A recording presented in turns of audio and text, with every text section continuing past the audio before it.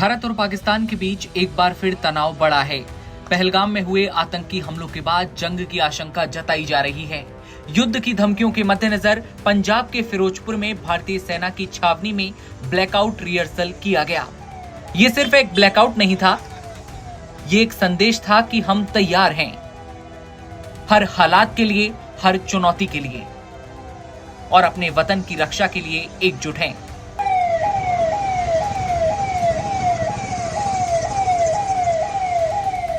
युद्ध किसी के लिए अच्छा नहीं होता, लेकिन उसकी तैयारी हर उस देश के लिए जरूरी होती है जो शांति चाहता है।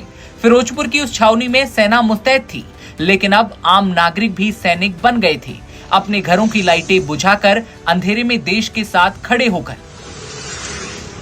अधिकारियों ने आग्रह किया था कि कोई भी इन्वर्टर या जनरेटर की लाइट बाहर ना दिखे और लोगों ने उस आग्रह को अपने कर्तव्य की तरह निभाया। ये ब्लैकआउट 30 मिनट का था, 30 मिनट का अंधेरा, लेकिन एक जज्बा जो पूरे देश को रोशन कर गया। आकाश में तारे टिमटिमा रहे थे, लेकिन धरती पर हर रोशनी को बुझा दिया गया था। सिर्फ एक अभ्यास के लिए नहीं, बल्कि उस तैयारी के लिए जो एक देश अपनी सुरक्षा के लिए करता है।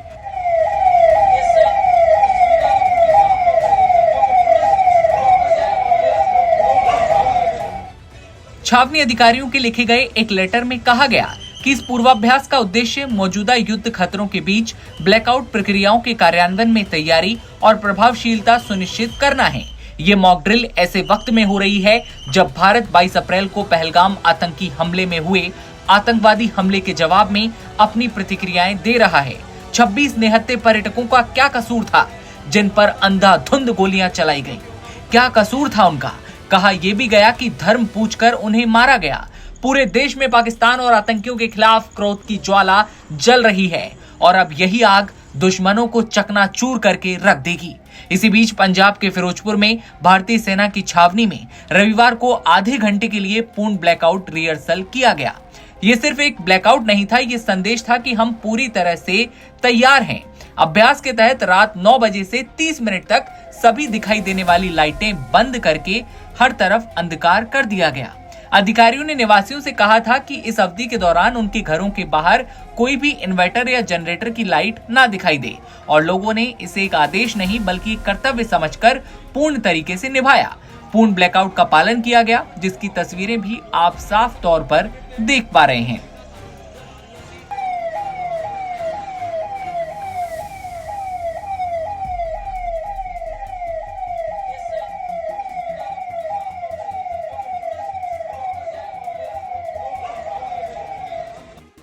जानकारी के लिए बता दें कि पाकिस्तान के खिलाफ सैन्य हमले की संभावना के बारे में अटकलें लगाई जा रही हैं।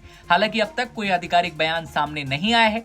प्रधानमंत्री नरेंद्र मोदी ने रक्षा मंत्री राजनाथ सिंह, राष्ट्रीय सुरक्षा सलाहकार Ajit Doval, chief of defence staff general Anil Chauhan और तीनों सेना प्रमुखों के साथ एक उच्च स्तरीय रक्षा बैठक हाल ही में की थी, जिसमें सशस्त्र बलों को पहलगाम में हुए आतंकवादी हमले का जवाब देने के लिए पूर्ण परिचालन की स्वतंत्रता दी गई है। ऐसे में इस खबर पर आपकी क्या राय है, कमेंट सेक्शन में बताइए और तमाम खबरें सबसे पहले देखते रहने के लिए आप बने रहिए नवभारत टाइम्स के साथ।